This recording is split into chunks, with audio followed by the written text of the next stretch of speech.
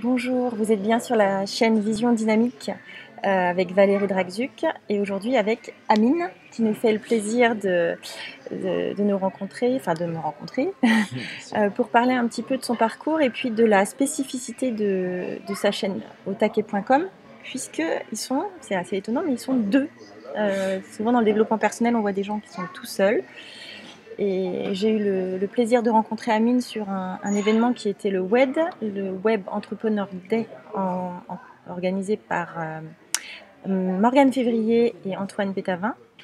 Et donc, j'ai eu un coup de foudre professionnel pour Amine et j'avais très envie de le faire témoigner sur sa spécificité justement. Donc, il va nous en dire un peu plus. Vas-y, Amine. Ok, merci beaucoup déjà pour cette invitation sur ta chaîne. Je m'appelle Amine Lamoubariki. À la base, j'étais étudiant en école d'ingénieur quand j'ai commencé à travailler sur Internet. Parce qu'en fait, à l'époque, je venais de découvrir tout ce qui était développement personnel, leadership et motivation. En fait, j'avais compris que en tant que salarié, j'allais pas être à ma place. Donc, tu étais en école d'ingénieur? Voilà. Donc j'étais en école d'ingénieur et en fait, à l'époque, j'avais la chance d'être en apprentissage. Donc j'étais une partie à l'école et une partie en entreprise.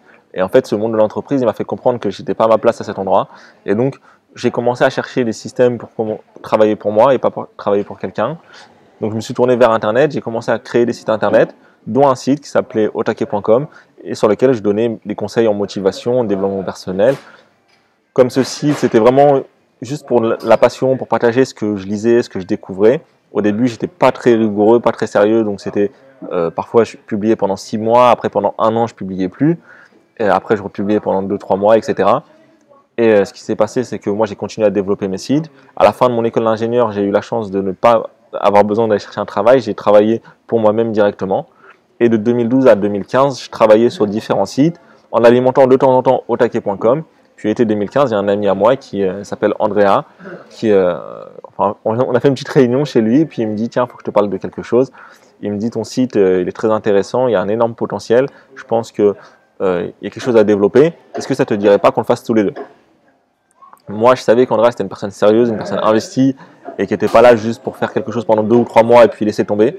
Donc je me suis dit pourquoi pas, on va essayer, et puis on va se lancer ensemble et on va le faire sérieusement en tant que plan A. Et donc depuis l'été 2015, on partage des vidéos et des contenus sur Otake, sur la motivation, sur l'organisation, sur le leadership, pour tout ce qui permet aux personnes de vivre leur vie à fond et de passer au niveau supérieur au plan personnel et au plan professionnel. D'accord. Donc tu me disais que toi, ta spécificité, c'était plus le côté, donc là tu viens de dire leadership, plus que le côté méditation, etc. Pour toi, il y a une vraie différence de clientèle ou ça va être la même clientèle? Moi je pense que ça peut être la même clientèle, mais c'est deux visions du leadership différents, c'est deux visions du développement personnel. En fait, moi je pense qu'il y a un côté féminin, un côté masculin. Yin et yang? Voilà, c'est un peu le yin et le yang. Au début, moi je sais qu'il y avait deux visions différentes et j'arrive pas à mettre un nom dessus. Puis finalement, avec le temps, je me suis rendu compte qu'il y avait un côté féminin, c'est-à-dire tout ce qui est méditation, auto-hypnose, relaxation, bien-être, tout ce côté-là du développement personnel. Et il y a un côté masculin. Alors quand je dis féminin et masculin, c'est pas hommes et femmes. C'est-à-dire que moi, il y a des moments où je me retrouve dans le côté féminin et il y a des moments où je me retrouve dans le côté masculin. Et je pense que pour toi, c'est pareil. On a tous un peu des deux côtés en nous, mais on a une petite préférence. Et le côté masculin, c'est plus ce qui est passage à l'action, motivation, leadership, performance, etc. Et donc après, entre ces deux aspects, chacun s'y retrouve. Il y en a qui vont préférer un côté que l'autre. Ça dépend vraiment des personnes. Mais les deux fonctionnent, mais ça dépend de ce que nous on apprécie, de notre état d'esprit et de ce qu'on préfère. Moi je sais que dans la clientèle, pour en parler, moi je sais qu'en coaching, nous on est plutôt du côté performance et du côté masculin. Et pourtant on a des clientes qui sont vraiment orientées, tout ce qui est Deepak Chopra, méditation, etc. Donc ça dépend des personnes. Il y en a qui vont préférer pendant une période se tourner d'un côté, pendant une période se tourner de l'autre. Mais nous sur Otake, on est vraiment plus du côté masculin du développement personnel, même si on a beaucoup de femmes. Donc c'est pas quand je dis voilà. Qui veulent découvrir leur côté masculin. Voilà, exactement, parce que on a, tu vois, enfin comment dire, sans faire de clichés, le côté femme c'est plutôt le côté spirituel, bien-être, méditation. Le côté homme ça va être plutôt performance, dépassement de soi, passage à l'action. En tout cas, comment on le perçoit. Objectif. Mais il y a beaucoup de femmes qui sont également dans cette recherche-là, avec toute leur féminité. Donc c'est pour moi, c'est deux états d'esprit et c'est notre cerveau. Dans notre cerveau, on a tous une partie féminine, une partie masculine, dans notre corps, dans notre état d'esprit. Et aujourd'hui, nous, on est plutôt orienté côté masculin. Ouais. Je vois par exemple, au tout début que j'avais Internet, j'avais des gros problèmes d'organisation et une des premières techniques que j'avais découvertes, on a peut-être entendu parler, mais c'est considéré comme très féminin, c'était Fly Lady. Et après, j'ai découvert GTD. Oui. Et en fait, je me suis rendu compte que c'était exactement la même manière d'organiser, sauf qu'il y en avait un qui était vraiment très très féminin dans la manière d'appréhender les choses, la couleur du site, etc. Mais il y avait, et dans la méthode GTD, il y avait un côté plutôt tableau, enfin chose très organisée. Tu connais GTD avec David Allen? Oui. Et en fait, quand tu recoupes les deux, en fait, c'est la même chose. Oui, mais la plupart des principes, c'est les mêmes, sauf que c'est juste une façon d'exprimer la chose, un point de vue encore une fois. Et du coup, je pense que les conseils, ça reste les mêmes. C'est quand tu parles d'identifier son pourquoi, etc. Il y en a, ils vont te le faire par la méditation. Il y en a, ils vont te le faire par des discours de motivation, d'inspiration. Mais au final, le résultat, c'est le même. C'est que tu identifies pourquoi tu fais les choses, pourquoi tu te lèves le matin. Et en réalité, c'est deux méthodes pour arriver au même résultat. Alors, j'aimerais bien savoir. Oui. Pourquoi vous êtes deux? Parce que vraiment, dans le développement personnel actuellement, ce qu'on voit un peu partout, c'est j'ai envie d'être tout seul sur la scène, avoir la lumière à moi, et là, vous êtes deux, c'est quand même fort. Mais en fait, nous, on est parti d'un constat simple, c'est que, comme tu l'as dit tout à l'heure, c'est que tout seul, on va plus vite, mais ensemble, on va plus loin. Et moi, ce site-là, je l'avais déjà lancé tout seul, et j'avais essayé de le faire tout seul, et en réalité, vu que j'avais pas cet engagement mutuel, et finalement, je le prenais pas très au sérieux. Et quand on est deux, on est toujours plus engagé, on est toujours plus investi, on est toujours plus sérieux. C'est un exemple que je donne souvent, c'est celui du sport. Oui, c'est vrai. Si demain, tu t'inscris à la salle de sport toute seule, parfois tu seras motivé, parfois tu ne seras pas motivé. Et si tu te dis, je vais y aller tous les mardis et que finalement le mardi, tu n'es pas motivé, tu vas te trouver une excuse et tu vas te dire, je vais y aller le mercredi ou le jeudi. Par contre, si tu t'inscris dans un sport collectif et que ton entraînement, c'est le mercredi, peu importe ce qui t'arrive, tu vas essayer d'y aller le mercredi parce que tu es engagé par rapport à toute l'équipe. Et tu ne pourras pas y aller le mardi ou le jeudi ou décaler d'une heure ton entraînement. Et nous, c'est ce qui se passe chez Otake, c'est que on a pris cet engagement que tous les lundis, on se retrouve pour faire nos vidéos, pour parler de l'évolution, pour développer l'activité. Et du coup, tous les lundis, on se retrouve et on tourne 3, 4, 5 vidéos pour la semaine.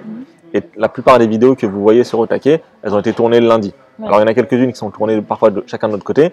Mais le fait d'avoir ce rendez-vous hebdomadaire, ça permet de donner un rythme et de toujours avancer. Et quand on est deux, en réalité, il y a beaucoup d'avantages. Il y a le fait de se motiver. Et donc ça, je le conseille à tout le monde.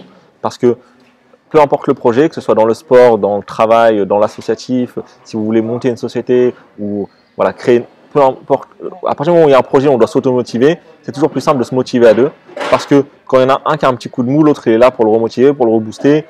Quand on travaille ensemble sur le même projet, on se motive mutuellement. Mais même quand on est dans des projets différents, par exemple, si demain vous voulez lancer une société et que vous avez un autre ami qui va lancer sa société, il y aura une sorte de petite compétition, même si ça n'a rien à voir. Il y en a un qui lance, je ne sais pas moi, un magasin de fruits et légumes et l'autre qui lance un coiffeur.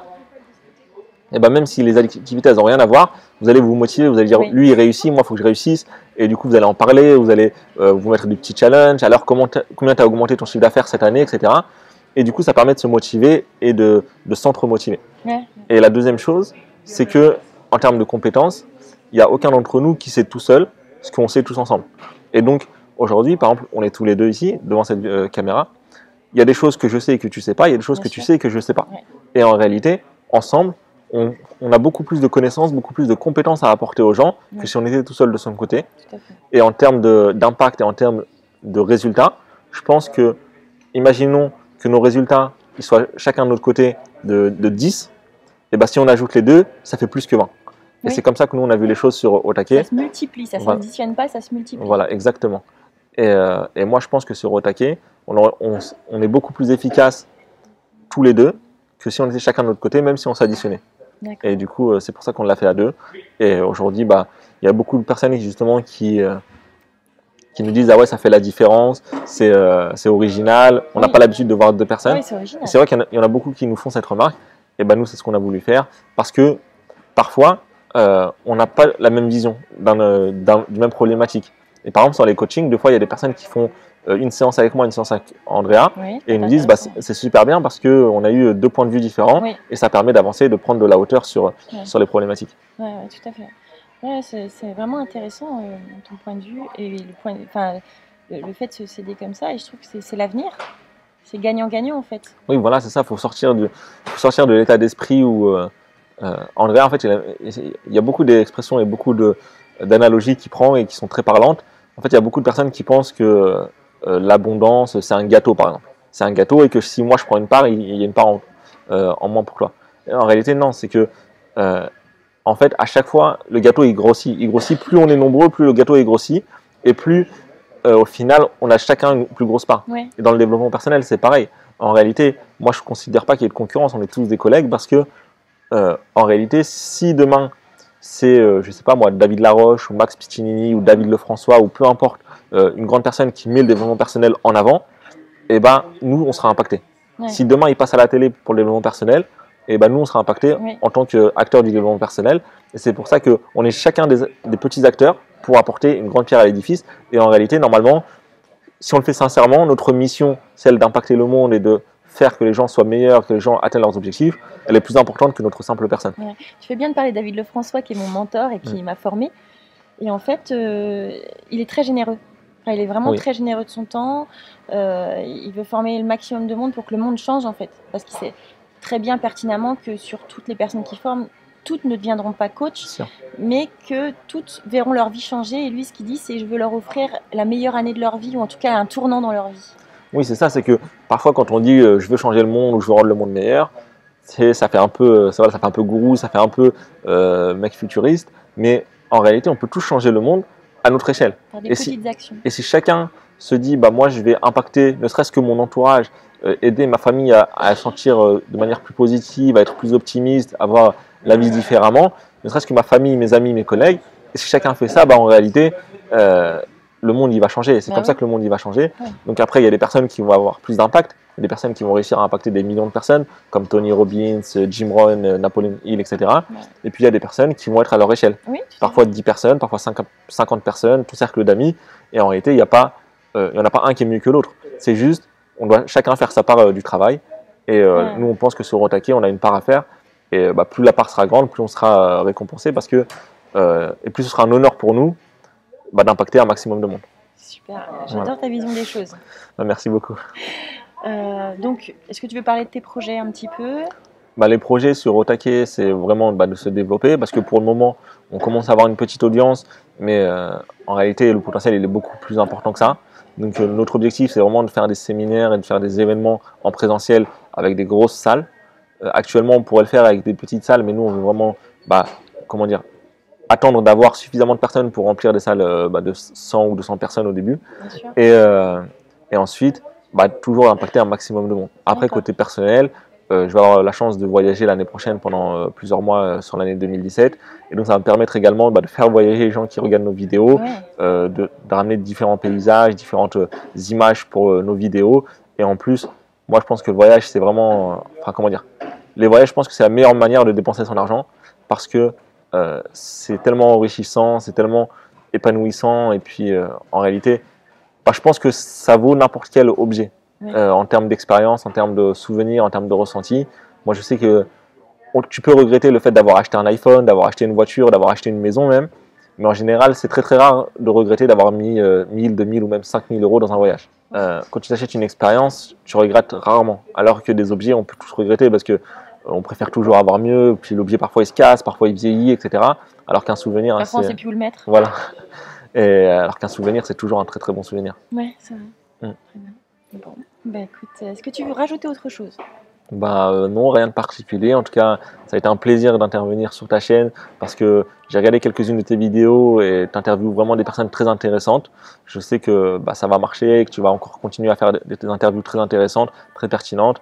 Abonnez-vous à sa chaîne pour recevoir les prochaines vidéos. Il est sympa. Quant à nous, je dis nous parce qu'on est deux sur Otake, vous pouvez nous retrouver sur otake.com. Andrea et Amine. Voilà, exactement, tu mettras tout sous la vidéo, je pense.